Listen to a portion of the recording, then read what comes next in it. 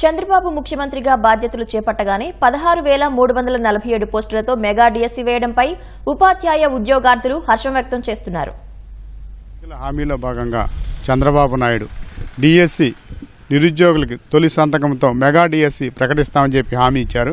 ఆ హామీని నెరవేరుస్తూ ఈరోజు తొలి సంతకం చేశారు. నెల్లూరు జిల్లాలోని ప్రతి గ్రామాలలోనూ ఈ నిరుద్యోగుల్లో ఎంతో ఆనందం వ్యక్తం చేస్తున్నారు, హర్షం వ్యక్తం చేస్తున్నారు. ఇప్పటి వరకు తాము పడిన కష్టాలకు ఈ తొలి సంతకంతో చాలా ఆనందంగా ఉందని, ఉత్సాహంగా తమ కుటుంబాల్లో కూడా ఇది ఒక పండగ వాతావరణం నెలకొని ఉందని కూడా వీరంతా చెప్తున్నారు. అసలు ఎలాంటి పరిస్థితి ఉంది ఈరోజు నెల్లూరు జిల్లాలో అనేక మంది ఇక్కడ డిఎస్సీ నిరుద్యోగ విద్యార్థులు ఉన్నారు. వారిని అడిగి తెలుసుకుందాం. అంటే మీరు ఎలాంటి ఆనందం పొందుతున్నారు ఈరోజు తొలి సంతకం పెట్టడం? సార్, నా పేరు గూడూరు లోకేష్, డిఎస్సీ క్యాండిడేట్ని. చంద్రబాబు నాయుడు ముందుగా చెప్పినట్టుగా నిరుద్యోగులకు మేము మెగా డిఎస్సీ వదులుతాము, గత ప్రభుత్వం లాగా మోసం చేయకుండా మేము ఎన్నికైన వెంటనే మొదటి సంతకం డిఎస్సీ సంతకం చేస్తామని చెప్పి నిరుద్యోగులు చాలా హర్షం వ్యక్తం చేయాల్సిన విషయం.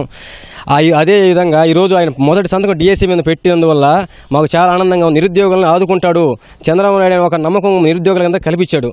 అలాగే మా నిరుద్యోగులందరూ అతను కలిపిని డిఎస్సీతో పాటు పోలీస్ విషయం కూడా అన్నీ కలిపి అతను నిరుద్యోగులను ఆదుకోవాలని చెప్పేసి మరీ కోరుకుంటున్నాము. అదేవిధంగా డిఎస్సీ మీద మొదటి సంతకం పెట్టినందువల్ల చంద్రబాబు నాయుడుకి నిరుద్యోగులందరూ చాలా హర్షం వ్యక్తం చేస్తే అతనికి చాలా ధన్యవాదాలు చెప్పుకుంటున్నాము. ఈ గత 5 సంవత్సరాల్లో పోస్టులు ఇవ్వకుండా చాలా నిరుద్యోగులని చాలా ఇబ్బంది పెట్టినారు. వాళ్ళ ఇబ్బంది వల్ల తల్లిదండ్రులు కూడా చాలా మానసికంగా గురయ్యారు. దానివల్ల స్టూడెంట్స్ చాలా ఇబ్బందులు పాలయ్యి ఖాళీగా బయట తిరుగుతూ ఉన్నారు. ఈ గవర్నమెంట్లో చంద్రబాబు నాయుడు గారు మెగా డిఎస్సీ వదలటం చాలా ఆనందంగా ఉంది.